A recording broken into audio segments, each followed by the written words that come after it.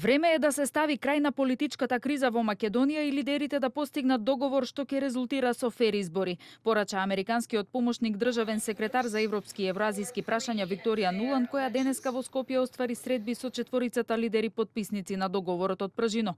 Нуланд рече дека го напушта Скопје охрабрена од денешните разговори и со впечаток дека политичките лидери имаат волја да постигнат компромис за излез од кризата и имаат одлични предлози како тоа да се случи следните денови. There has obviously been some progress to implement those agreements, but now it is time to complete the work and set Macedonia on a course for free and fair elections. The major parties have been talking about how to get to elections for some time, even before I arrived. Today I saw all four major party leaders, and I have to say that I leave Skopje encouraged by what I've heard. That in coming days, we hope the negotiating teams can join around the ideas that are on the table now and chart a course towards elections. This is obviously going to take political will on all sides.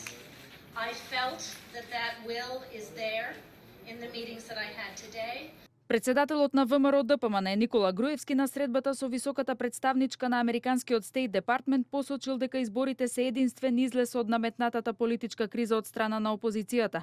Како што се вели во соопштението од партијата, Груевски рекол дека ВМРО-ДПМН ги посакува и е подготвена за избори, но и го посочил фактот дека за да тие се случат потребно е обврзување од страна на опозицијата дека сите услови за избори се исполнети, дека нема пречки за нивно одржување и оти ќе учествуваат на нив, со цел да не се создаваат нови изговори за нивно ново одложување. Според соопштението од СДСМ пак лидерот на партијата Зоран Заев и Нуланд констатирале дека мора да се обезбеди прочистен, доверлив избирачки список и објективно известување на медиумите и дека со исполнување на овие услови може да се одржат предвремените парламентарни избори во текот на ноември.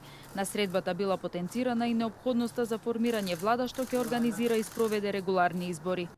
Лидерот на ДУИ Али Ахмети, како што соопштија по средбата, ја информирал Нуланд за предлозите на партијата за чистење на избирачкиот список и за медиумите, како и за потребата двете страни да се договорат дека се исполнети условите за избори, а потоа да се одреди датум за предвремените избори. Председателот на ДП Амендух Тачи по средбата ја пренесе пораката од Нуланд дека сега е моментумот да се прекине политичката криза и да се договори датум за избори и дека сите заедно треба да работат на тоа.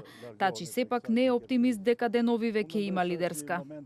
Уште еднаш повторувам дека имаме голема среќа што Соединетите Американски држави како наш партнер се многу заинтересирани да ни помагат да ја оставиме назад ова политичка криза.